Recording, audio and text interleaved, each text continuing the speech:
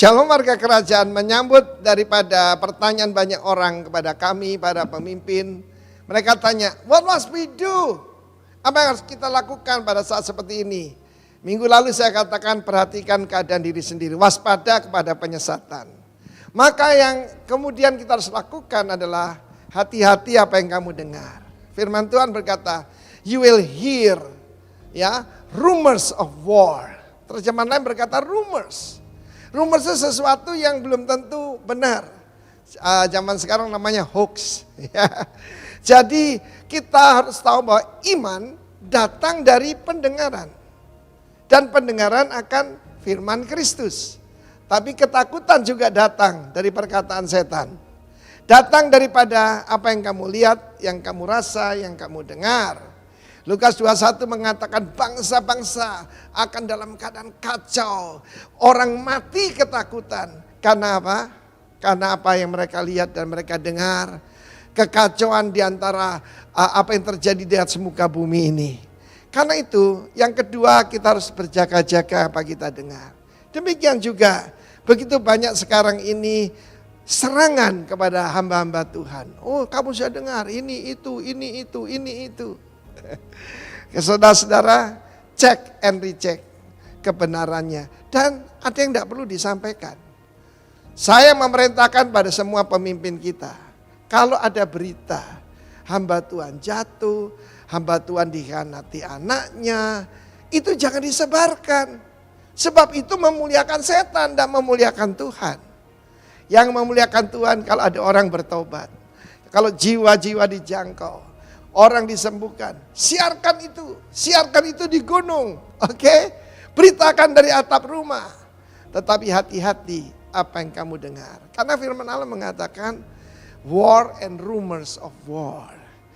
Kita melihat tanda-tanda kedatangan Tuhan, salah satu paling jelas adalah, yaitu apa yang terjadi pada bangsa Israel. Sekali lagi saya katakan, Israel adalah Israel, gereja adalah gereja.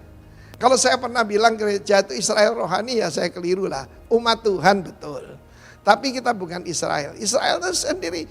Dan apa yang katakan Tuhan tentang bait Allah yang diruntuhkan itu bangsa Israel kan. Saat ini kalian harus tahu.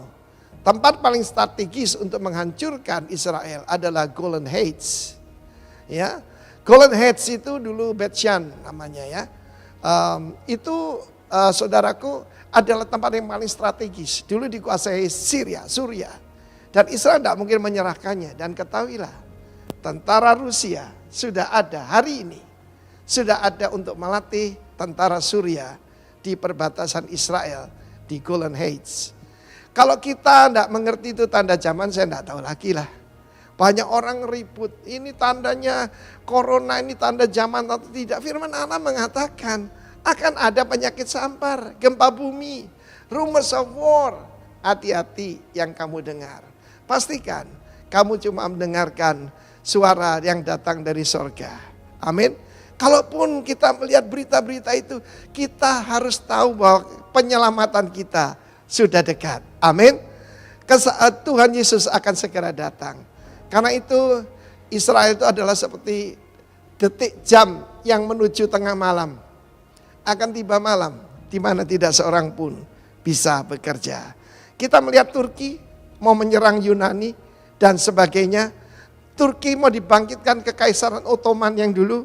Lihat sebagai tanda zaman, itu yang disebutkan Alkitab, kitab Daniel kerajaan utara, bukan Rusia.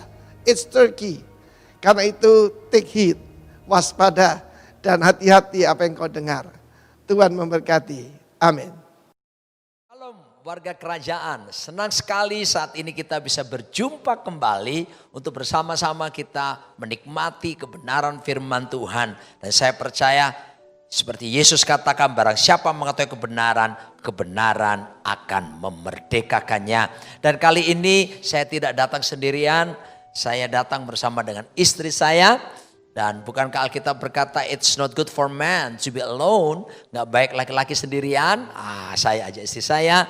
Karena kita akan membahas bersama-sama untuk sesuatu yang sangat penting yang harus kerjakan bagi setiap kita. Yang banyak orang meremehkannya tentang bagaimana kita harus to equip the saints. Equipping the saints. Memperlengkapi orang-orang kudus. Dan juga memperlengkapi orang-orang yang Tuhan tempatkan ada di sekitar kita. Karena Tuhan ingin hidup kita itu menghasilkan banyak buah. Dan buah yang ingin dihasilkan bukan buah yang begitu saja, tetapi buah yang tinggal tetap. Dan itu tidak akan mungkin terjadi kalau kita tidak melakukan fungsi di mana kita akan memberkati orang lain, kita akan memperlengkapi orang lain. Semua yang Tuhan berikan kepada kita, kita bisa berikan estafet kepada orang lain untuk kita ajarkan dan membuat mereka jauh lebih baik daripada setiap kita. Saya akan memulai dengan Efesus pasal yang keempat ayat 11 sampai dengan ayat yang ke-13.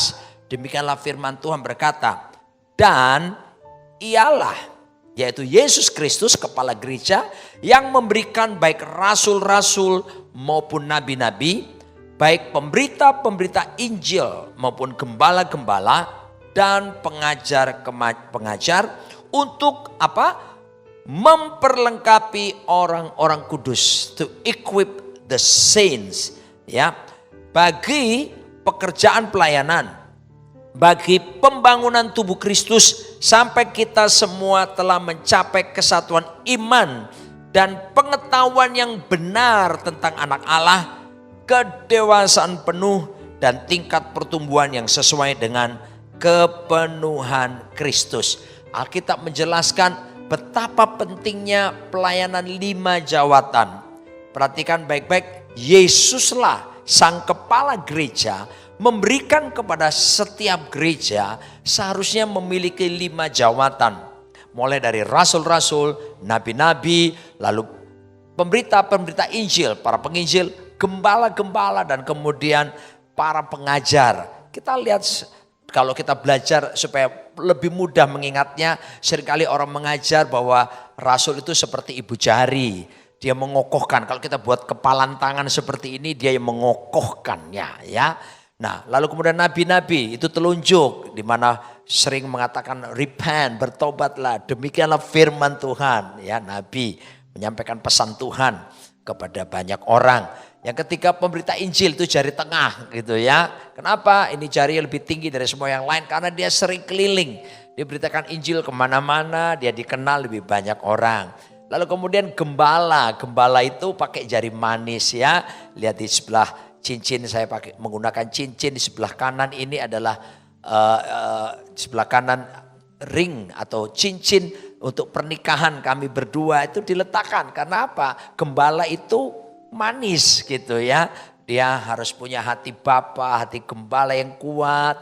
Dia mengayomi jemaat dan sebagainya. Lalu ada pengajar pakai kelingking ya. Ini untuk apa? Biasa kita lihat ya. Ayo belajar ya, dengar-dengaran seperti itu. Nah, tetapi Alkitab menjelaskan ini 5 jawatan, bukan 5 jabatan. Ya, beda sekali antara jawatan dengan jabatan. Kalau jabatan ini yang membahayakan. Ada kalanya seringkali perpecahan terjadi karena orang mengejar jabatan di dalam gereja ataupun di dalam sesuatu organisasi. Mengejar jabatan. Seringkali orang melupakan prinsip-prinsip dan nilai-nilai yang benar sampai akhirnya mengambil segala cara untuk bisa sampai kepada posisi jabatan. Tapi Alkitab menjelaskan tentang 5 jawatan. Ini lebih kepada fungsi yang harus maksimal sebagai tubuh Kristus di dalam mengikut Tuhan. Dan 5 jawatan ini adalah satu tim adanya. Ya, sifatnya satu tim, satu paket, lalu utuh, penuh gitu ya. Dan ini sifatnya equal, sama. Kita tidak bisa berkata bahwa oh saya rasul, maka saya lebih hebat daripada yang lain. Oh saya nabi, saya lebih hebat daripada yang lain. Tidak. 5 jawatan ini equal, sama. Semua dibutuhkan untuk bisa berperan mendewasakan jemaat, mematangkan jemaat untuk mengalami kesatuan iman dan tingkat pertumbuhan sesuai dengan kepenuhan Kristus. Ya, sekali lagi saya ingatkan 5-5-nya harus berfungsi. Mungkin pertanyaan kita sederhana, oh di tempat kami belum ada 5-5-nya. Nah, mari kita lihat bahwasanya kalau seandainya di tempat kita hanya punya 3 jawatan dan 2 tidak ada, misalnya rasul dan nabi tidak ada, maka kita bisa berkolaborasi dengan tubuh Kristus yang lainnya yang punya karunia tentang kerasulan ataupun kenabian untuk datang mengajar ke tempat kita dan memperlengkapi orang-orang kudus di tempat kita. Sehingga dengan demikian 5 jawatan itu fungsinya bisa dinyatakan dan bisa diimpartasikan kepada jemaat. Kenapa ini penting? Karena dengan pelayanan 5 jawatan ketika memperlengkapi gerejanya, memperlengkapi orang-orang kudus dengan baik, maka yang terjadi gereja akan mencapai kesatuan iman. Gereja akan menjadi dewasa. Jemaat akan mencapai tingkat pengenalan, kepenuhan akan Kristus yang lebih matang lagi. Dan ini yang luar biasa sehingga kita siap untuk menjadi mempelai bagi kepala gereja, yaitu Tuhan kita Yesus Kristus. Nah, perhatikan baik-baik. Yesus yang memberi 5 jawatan. 5 jawatan inilah yang melatih, yang memperlengkapi orang kudus. Untuk apa? Bergerak keluar. Untuk mereka jangkau jiwa. Menjadi berkat buat komunitas di luar. Menjadi berkat buat marketplace. Jadi yang bergerak keluar itu sebetulnya bukan 5 jawatan. Yang bergerak keluar bagi dunia itu sebetulnya adalah jemaat. Orang-orang kudus yang diperlengkapi. Sebab itu walaupun kita mengalami masa pandemi lewat Zoom, lewat online service, kita tetap bisa diperlengkapi supaya setiap kita pun jemaat bisa tetap jadi berkat bagi orang-orang di sekitar kita, di komunitas ditempatkan kita ada di situ dan ataupun di marketplace di mana kita sedang bekerja yang ada di situ. Dan proses ini bukan cuma hanya proses dalam kehidupan bergereja jemaat, tetapi proses memperlengkapi orang kudus. Yang paling strategis kita mulai lebih dulu dari rumah kita. Dari keluarga kita. Dari siapa? Dari anak-anak jasmani maupun anak-anak rohani yang Tuhan percayakan kepada kita. Istri saya ada di sebelah saya dan dia akan sharingkan bagaimana proses memperlengkapi orang-orang kudus dimulai dari keluarga maupun anak-anak rohani yang Tuhan percayakan kepada kita. Silakan. Terima kasih. Bapak Ibu, kita belajar dari salah satu tokoh yang paling hebat di Alkitab, selain Yesus ya pastinya, Daud, Raja Daud Bapak Ibu. Kita belajar seperti ini, Daud bisa melewati masa-masa sulitnya dengan gemilang, bahkan dia menuliskan banyak amsal, banyak mazmur. Kemudian kita juga melihat bahwa Daud sebagai seorang raja yang berhasil. Daud juga melewati beberapa peperangan dan dia berhasil Bapak Ibu. Nah, kita tahu semua, kita belajar pada zaman itu raja itu selalu keturunan demi keturunan. Kalau sekarang mungkin kepada orang yang berbeda, tapi pada zaman itu sudah pasti keturunan demi keturunan. Kita belajar dari Daud Bapak Ibu. Dia berhasil memerintah, dia berhasil memenangkan peperangan, tapi dia tidak berhasil dalam menurunkan orang-orang yang di bawah dia. Anak-anaknya mempersiapkan, mengequip orang-orang. Pak Arifin sebagai gembala senior beberapa kali memberikan statement, seorang yang berhasil bukan hanya berhasil di zamannya, tapi seseorang disebut sukses ketika dia juga sukses mempersiapkan orang-orang yang akan melanjutkan apa yang sudah dia lakukan. Bapak Ibu, ketika kita belajar dari Raja Daud, dia punya 19 putra dan 1 putri yaitu Tamar. Tapi apa yang kita lihat dari anak-anaknya? Kita belajar. Amnon anaknya memperkosa putrinya sendiri, Tamar. Kemudian kita melihat Adonia anaknya mengkudeta bapaknya. Oke, mungkin dari semua anaknya yang paling parah adalah Absalom. Kita melihat Absalom ini selain dia mengkudeta bapaknya, firman Tuhan juga berkata dia meniduri istri-istri Daud, gundik-gundiknya Bapak Ibu. Nah, kita semua pasti akan berpikir itu memang anak durhaka, anak yang bejat.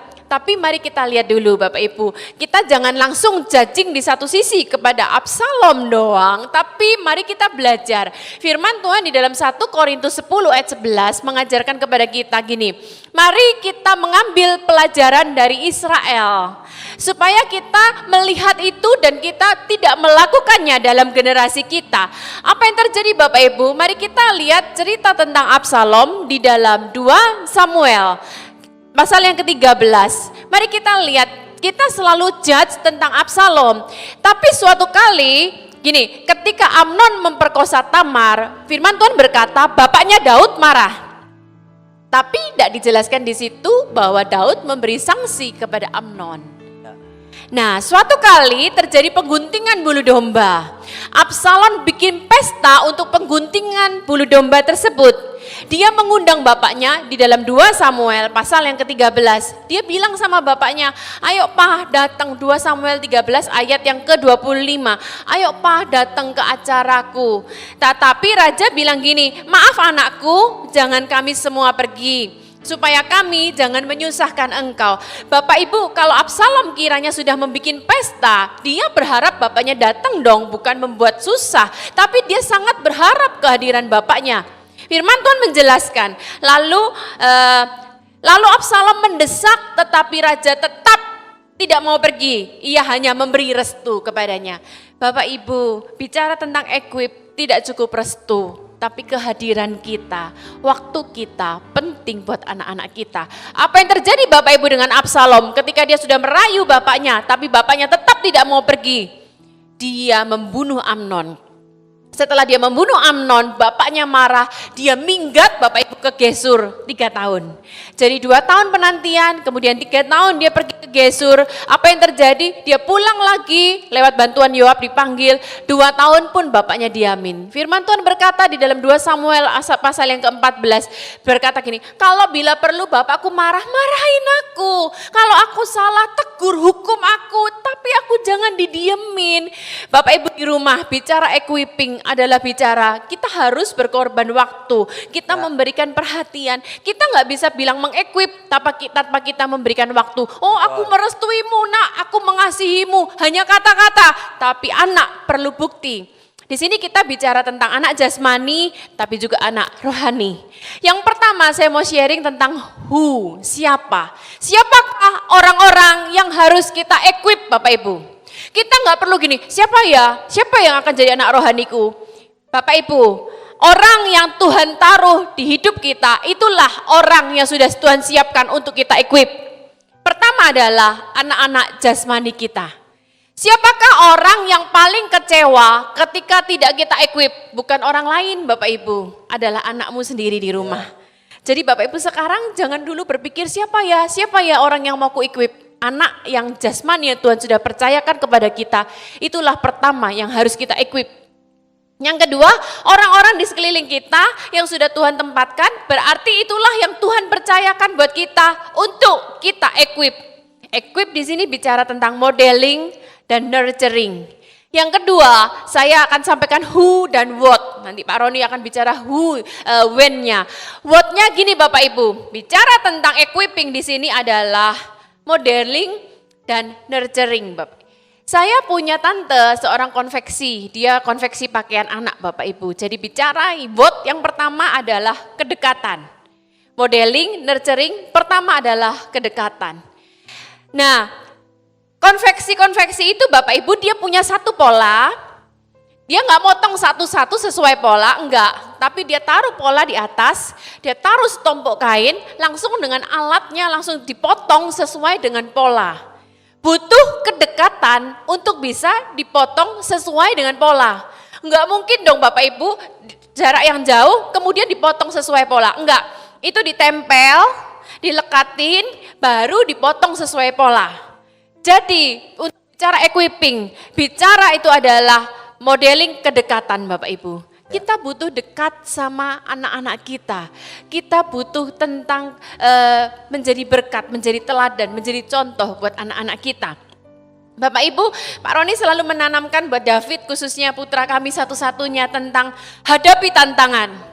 David ngelihat sendiri bagaimana hadapi tantangan di pelayanan, disalah mengerti orang, bagaimana kadang-kadang ditegur Pak Arifin sebagai gembala, gimana papanya tough menghadapi tantangan. Pak Roni selalu ngajar anaknya hadapi tantangan, tapi kehidupan kami sehari-hari, kedekatan kami sehari-hari, memberikan teladan kepada anak-anak bagaimana supaya menghadapi tantangan. Nah, Pak Roni ini sangat murah hati Bapak Ibu. Nah, ketika anak kami melihat bagaimana papahnya sangat murah hati kepada orang, itu menjadi model. Papahnya menjadi pola, jadi apa yang dilakukan anak-anaknya mengikuti pola bapaknya dari kedekatan sehari-hari Bapak Ibu. Nah, Kalau sekarang oleh kemurahan Tuhan, Sabtu tanggal 25 Juli jam 7 pagi kemarin jam Indonesia, kami oleh kemurahan Tuhan Tirsa baru menikah Bapak Ibu.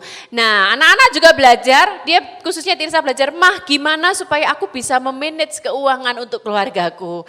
Jadi sama Bapak Ibu, suami istri adalah merupakan pola yang lengkap buat anak-anak kita Bapak Ibu. Di satu sisi anak-anak belajar bermurah hati, di satu sisi mereka belajar untuk manage keuangan dari saya. Lengkap, orang tua adalah model yang lengkap buat anak-anak. Karena orang tua adalah patron pertama, sekolah pertama, kurikulum pertama yang dilihat anak-anak. Equip adalah bicara kedekatan Bapak Ibu. Yang kedua bicara tentang waktu. Kita nggak bisa bilang yang penting itu adalah kualitas, tanpa kuantiti nggak apa-apa. Nggak tepat juga. Sebab kita tidak akan bisa mengatakan kualitas tanpa kuantiti yang cukup Bapak Ibu. Kita kuantiti cukup. Kalau saya mau bersaksi Bapak Ibu pada waktu pernikahan Tirsa kemarin, ada satu hal fatal yang dilakukan oleh suami saya yang tercinta ini Bapak Ibu. Jadi gini, Pak Roni ini bisa dibilang ratusan, mungkin bahkan lebih dari itu ya, untuk memberkati pernikahan. Biasanya Pak Roni ini Bapak Ibu seperti tahu dia pecicilan kan, dia bisa goda pengantin, ciumlah pasanganmu. Tapi kali ini dia benar-benar menghayati pemberkatan nikah anaknya. Mungkin yang Bapak Ibu melihat Zoom pernikahan kemarin, dari awal Pak Roni ngasih serahkan Tirsa kepada Semi sudah nangis. Karena dia bayangkan Tuhan, oleh kemurahan Tuhan aja aku sembuh COVID, bisa ke Amerika lancar, bahkan bisa membawa anakku ke pelaminan supaya diberkati. Bapak Ibu. Tapi apa yang terjadi Bapak Ibu? Kali ini dia benar-benar nervous. Setelah janji nikah, Pak Roni lupa kasih cincin kepada Semi, Samuel, mantu saya Bapak Ibu ya. Dia lupa, sampai akhirnya semua pengapit saling berbisik-bisik. Tirsa sama Semi pun berbisik, Pak, cincin, Pak, cincin. Masih Pak Roni belum ngeh Bapak Ibu. Oke, setelah itu Pak Roni dengar karena Tirsa jadi pengapit, Tevi jadi pengapit di belakang. Kesalahan kedua Bapak Ibu, bukan karena mau menyatakan kesalahan, saking nervousnya Pak Roni, seumur hidup perjamuan kudus terbalik Bapak Ibu. Anggur duluan, baru roti Bapak Ibu. Jadi semua pengapit di belakang terbalik. Tapi saking nervousnya, ini loh Bapak Ibu. Sebentar, potong dulu ya. Ternyata sebetulnya itu lebih alkitabiah.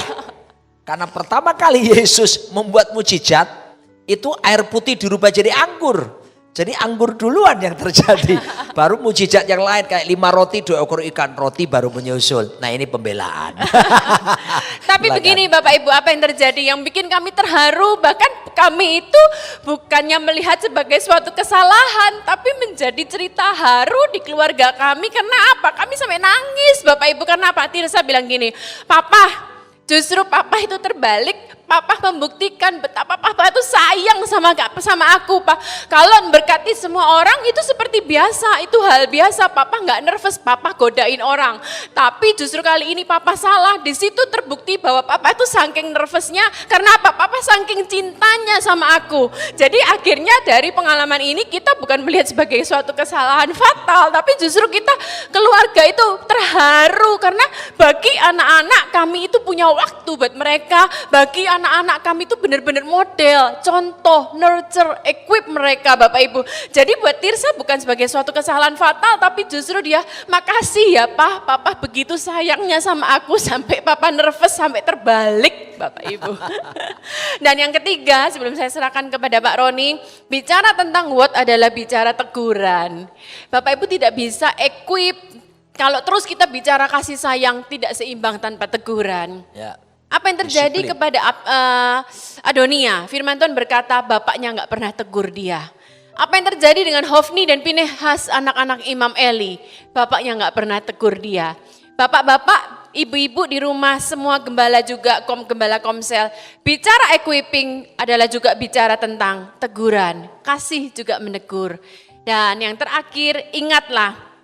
Tolong ditampilkan Mazmur 78 bahwa bicara equip adalah bicara pengulangan. Gini Bapak Ibu maksudnya, kami hidup sebagai keluarga suami istri, kami memperlengkapi anak-anak kami, David, Tirsa, Tevi.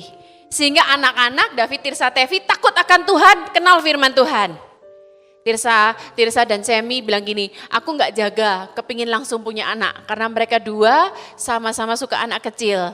Dan mereka tak tahu bahwa nanti mereka mendidik dengan apa yang sudah kami lakukan. Equipping adalah pengulangan turun-menurun Bapak Ibu.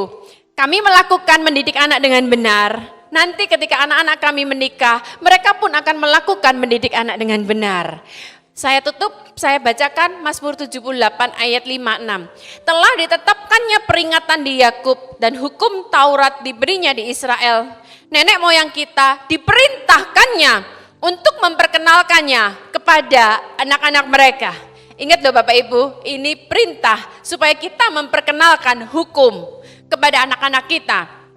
Selanjutnya, supaya dikenal oleh angkatan yang kemudian, supaya anak-anak yang akan lahir kelak, equipping bicara pengulangan. Karena tanggung jawab kita generasi Bapak Ibu ya, dan bangun dan menceritakannya kepada anak-anak mereka. Apa yang perlu kita lakukan? Tanggung jawab kita sekarang, mengequip orang yang di sekitar kita. Nanti mereka bertanggung jawab untuk mengequip orang lagi di sekitarnya. Maka itulah yang terjadi, kolonisasi kerajaan Allah. Tuhan Yesus memberkati. Kalau ada orang meninggal, apa yang ditinggalkannya? Yang pertama tentunya adalah memori. Ingatan-ingatan, foto-foto yang manis, tapi itu bisa rusak dan bisa hilang, bisa lenyap. Lalu kemudian orang meninggalkan apa lagi? Meninggalkan monumen. Mungkin berupa sebuah bangunan untuk mengenang atau sebuah patung yang dibangun besar, tapi monumen bisa dihancurkan. Bangunan bisa lapuk, bangunan bisa dijual. Lalu orang meninggalkan apa lagi selain monumen, selain warisan, selain memori, warisan. Nah ini tidak salah ketika orang meninggalkan warisan untuk anak-anaknya. Tapi apa yang terjadi? Warisan bisa habis. Walaupun ada yang bilang 7 turunan tidak habis. Siapa bilang? Berdasarkan begitu banyak ketamakan, maka harta bisa habis, uang bisa habis, bahkan bisa menimbulkan perpecahan keluarga, pertengkaran keluarga karena warisan harta. Tetapi orang yang meninggal justru yang paling bagus adalah meninggalkan apa yang disebut legacy. Apa yang dibacakan istri saya Mazmur 78 itu bicara legacy. Apa itu legacy? Warisan rohani yang bersifat kekal, yang dapat dipindah tangankan dari generasi satu ke generasi yang berikutnya. Sekali lagi, legacy adalah warisan rohani yang bersifat kekal yang dapat dipindah tangankan dari generasi satu ke generasi yang berikutnya. Kita mungkin hidup tidak punya banyak harta, tetapi kalau kita punya warisan rohani, legacy ini, yaitu bagaimana anak-anak diajar untuk takut Tuhan, mengalami love encounter, perjumpaan dengan kasih Tuhan, mengalami power encounter, perjumpaan dengan kuasa Tuhan, mengalami miracle encounter, mengalami perjumpaan dengan mujizat-mujizat, mengajarkan kepada anak-anak kita jasmani maupun rohani bahwa Yesus Kristus tetap sama baik kemarin, sekarang, bahkan sampai selama-lamanya. Kalau dulu dia buat mujizat, sampai hari ini pun Yesus Kristus sanggup melakukan mujizat. Lalu kemudian warisannya berikutnya adalah the truth encounter. Apa itu? Perjumpaan dengan kebenaran firman. Mulai dari kecil, anak-anak jasmani, rohani, orang-orang di sekitar kita itu mempercayakan, kita ajari kebenaran. Karena kebenaran dalam Kristuslah yang bisa memerdekakan. Ini jauh melebihi positive thinking. Dan apa yang terjadi kalau kita bekali seperti ini, maka seperti Mazmur 78 itu ditulis oleh Asaf. Ya, Asaf ini kalau kami perhatikan 500 tahun lamanya dari generasi satu ke generasi yang berikutnya tetap melayani Tuhan. Sementara Raja Daud hanya sampai generasi ketiga saja sudah bagaimana anaknya Salomo. Salomo itu generasi kedua. Tapi generasi ketiga adalah Rehabeam. Rehabeam ini sudah membuat Israel pecah jadi dua, kerajaan utara, kerajaan selatan. Ya, tapi Asaf menggunakan kurikulum yang luar biasa ini, ada kedekatan dikerjakan, diberi waktu yang cukup sampai 500 tahun keluarga ini tanpa henti, generasi demi generasi melayani Tuhan. Oh, Anda bisa bayangkan, mari Anda jawab, 100 tahun kemudian gimana dengan anak-anakmu, dengan cucu-cucumu? Apakah Anda berani memastikan mereka tetap percaya Yesus atau tidak? Tergantung Anda hari ini. Mari perlengkapi mereka. Mari perlengkapi generasi ini. Ini tanggung jawab yang Tuhan berikan kepada kita. Dan saya percaya kalau kita lakukan ini, kita akan melihat generasi yang jauh lebih baik daripada generasi kita pada saat ini. Istri saya sudah menekankan pengulangan demi pengulangan. Bersedia memberikan waktu karena harus juga didisiplin ketika berbuat kesalahan. Saya tutup dengan kesaksian bagaimana saya mengalami, jangan bosan-bosan ya kalau saya bersaksi lagi. Bagaimana 16 hari di rumah sakit karena COVID-19 tersebut. Di situ saya dapatkan, saya dihajar oleh Tuhan. Tapi saya juga diajar oleh Tuhan. Wow, mungkin sudah berkata, hah dihajar? Kok begitu keras pernyataannya? Alkitab berkata, kepada orang yang kukasihi akan kutegur dan kuhajar, kata firman Tuhan. Karena Tuhan mengasihi saya diizinkan mengalami dihajar. Ketika saya cerita kepada istri saya tentang dihajar dan diajar oleh Tuhan. Istri saya ini ungu 6, teliti, orangnya detail.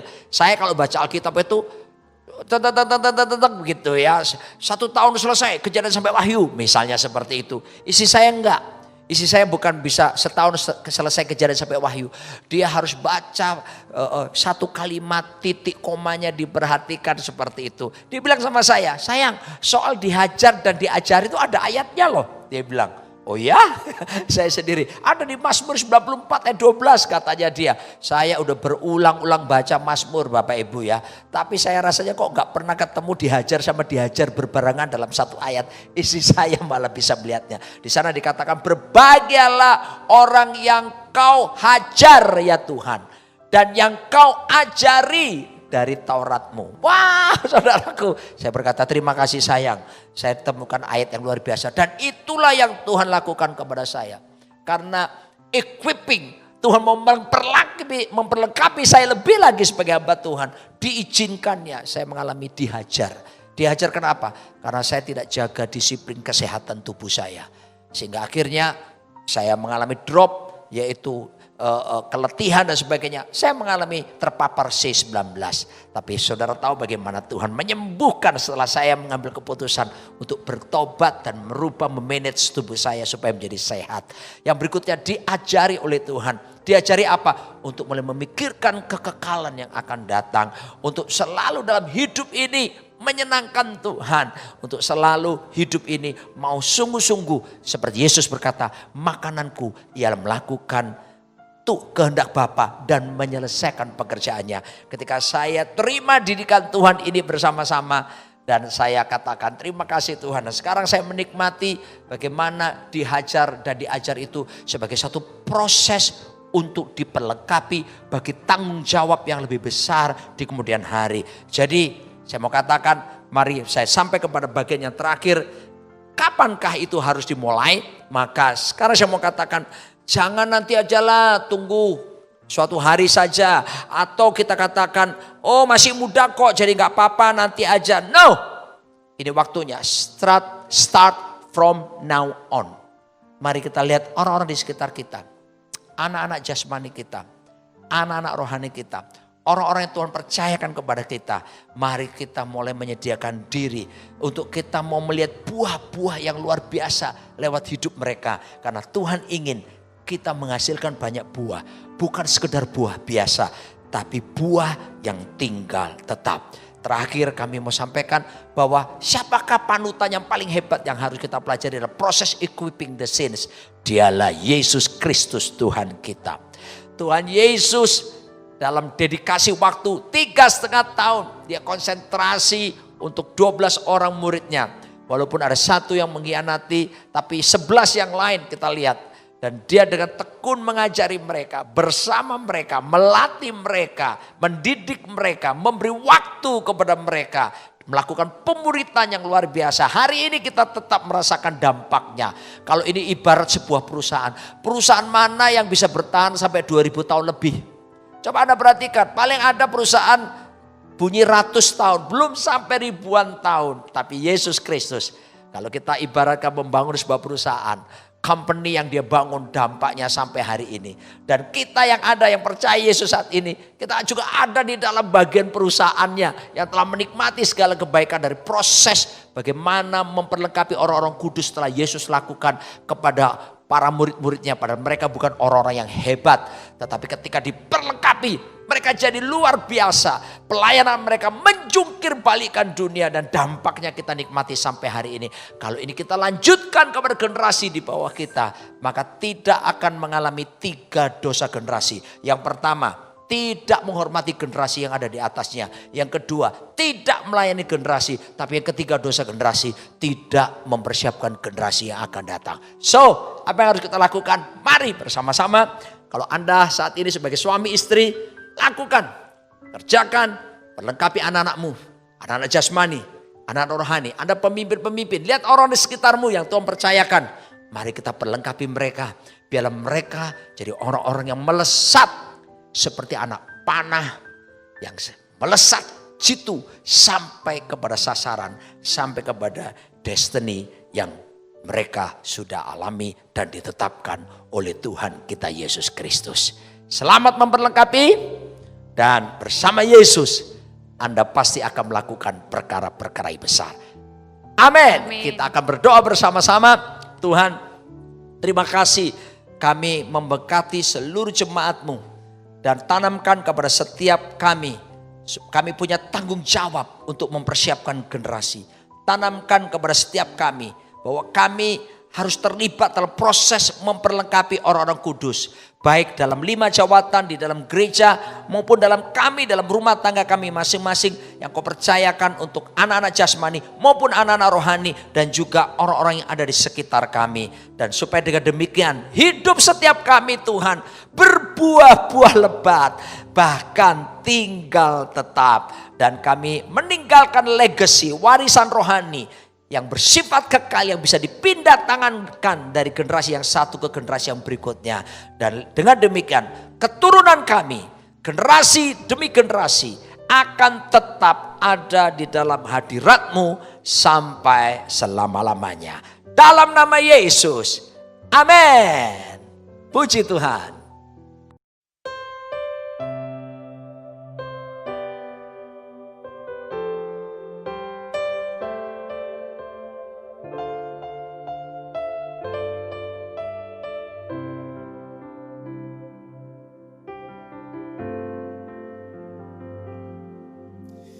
Tuhan, ku mau menyenangkan-Mu. Tuhan, bentuklah hati ini jadi bejana untuk hormat-Mu, cemerlang bagai emas murni. Serahkan hatiku, semua ku berikan padamu. Kuduskan agar tulus selalu, agar aku menyenangkan-Mu,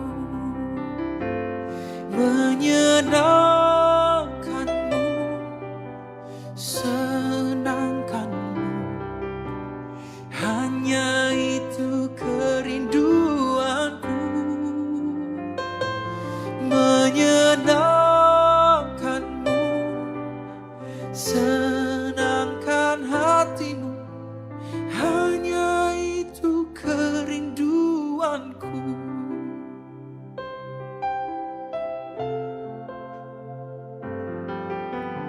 Tuhan, ku mau menyenangkan-Mu. Tuhan, bentuklah hati ini jadi bejana untuk hormat-Mu, cemerlang bagai emas murni. Tuhan, ku serahkan hatiku, semua ku berikan padamu. Kuduskan agar tulus selalu, aku menyenangkanmu, menyenangkanmu, senangkanmu.